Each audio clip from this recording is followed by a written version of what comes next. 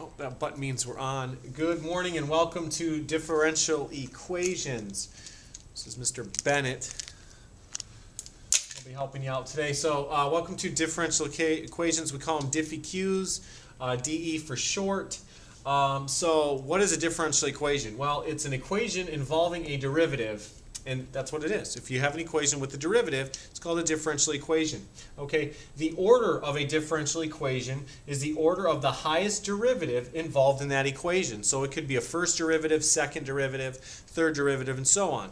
Okay, so the objective for this particular set of boards is we're going to find the general solution to exact differential equations, DE. Okay, so let's look at a couple of differential equations in different orders.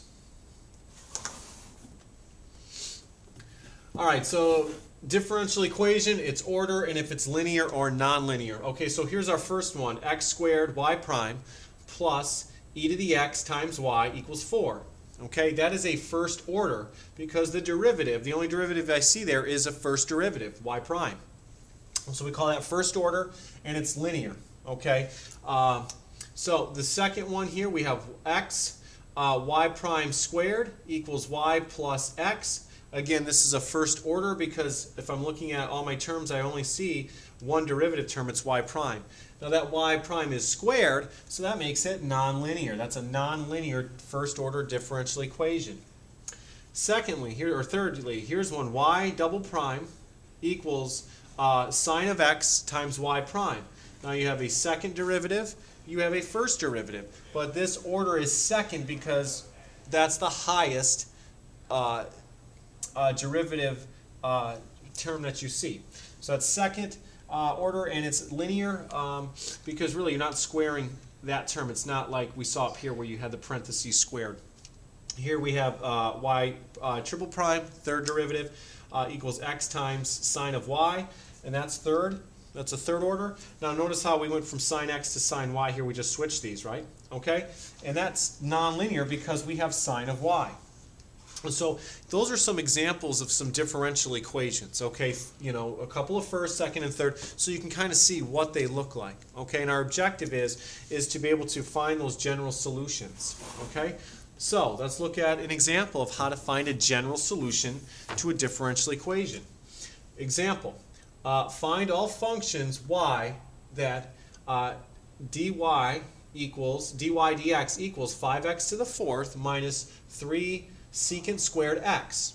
Okay, so what does it mean? So here's our differential equation. How do I know? It's a first order differential equation because it's an equation that has a derivative in it. So what does it mean to find all functions, find the general function? Okay, well, what it means is that we're going to find an equation y that has a derivative of 5x to the fourth minus 3 secant squared x.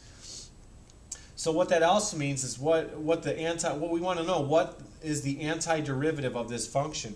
So we're just going to integrate this. So basically we have an equation, a derivative equation, and we're just going to take the antiderivative to get the original equation back. Okay, so we're going to integrate. That's all we're doing here. We're going to integrate both sides. Okay, so instead of having the derivative, we're not going to start with the derivative. We want the original function, and that's going to be equal to the integral of 5x to the fourth minus 3 secant squared x. There's two terms there. So you have to think, well, what's the antiderivative of 5x to the fourth? It's x to the fifth.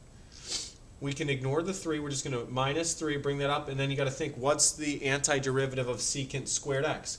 Meaning, what function has a derivative that's secant squared? Well, it's tangent. And then we have tan x, that plus c. And there's our plus c, and that gives us our general equation.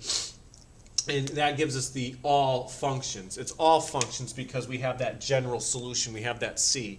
Okay? So again, when you're talking differential equations, we're talking about equations that have derivatives in them. And in order to find the general equation, we're just going to be using anti-differentiation. We're going to be integrating our differential equation. Oh, look at that. I caught it, and there's no way I'm switching and going back. Look at that. Reflexes like a cat. Okay, so example, find all equation, not all equations, equation. Let's try an S.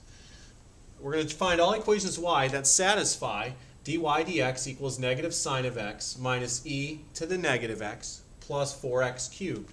So again, what you have to think about is you have a first order differential equation. All we do is have to integrate that to find the original equation that satisfies this. So we're going to integrate all three of those terms. That's an e, sorry. When that board fell, I lost the e there. So we integrate all three terms, and what I did here is I just separated them. Each term got its own integrand, okay? I brought the 4 out here. So we're integrating negative sine x dx minus the integral of e to the negative x dx plus 4 times the integral of x cubed dx.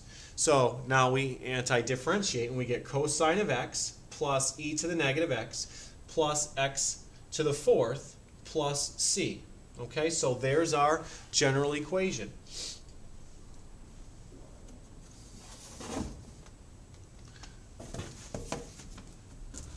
Okay, so in another example, so we're just seeing a bunch of examples where we're trying to find those general equations of differential equations, find the original function.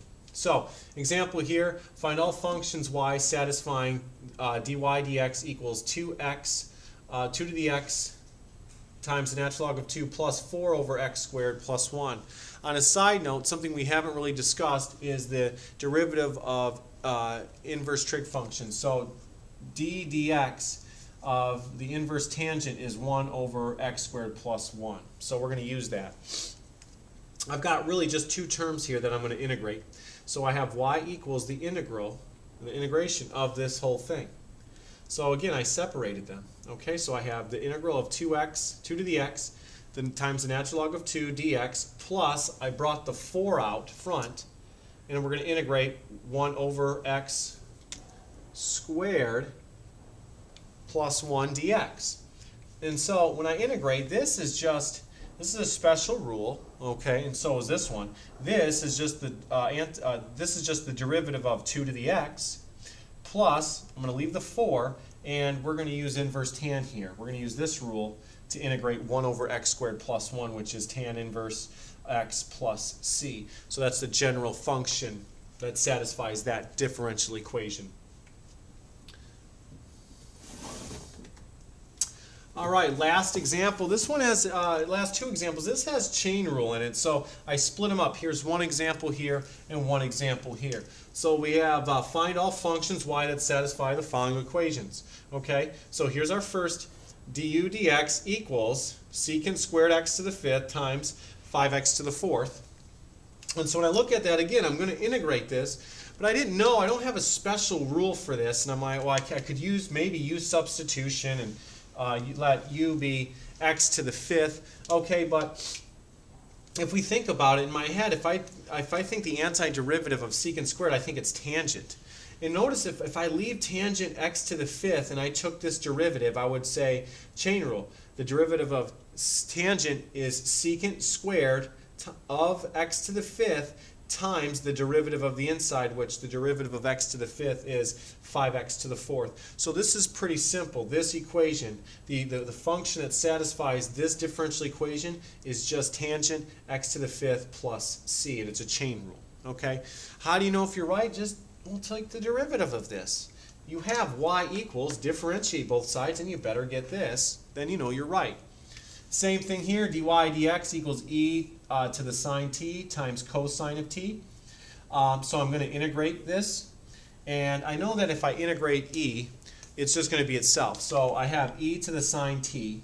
Okay, and if I notice, I just put plus c here, because if I think about it, this would be a chain rule again. If I took this derivative, I would have e to the sine of t times the derivative of sine of t is cosine of t, which is this. So it's a very simple solution to that. I can almost visually see how to take that antiderivative using the chain rule. Okay, so those are the little more complicated examples using chain rule when we have to find the general equation of a differential equation. The ones that we did in this example are all specifically first order differential equations because they were all written dy dx. They were first derivatives.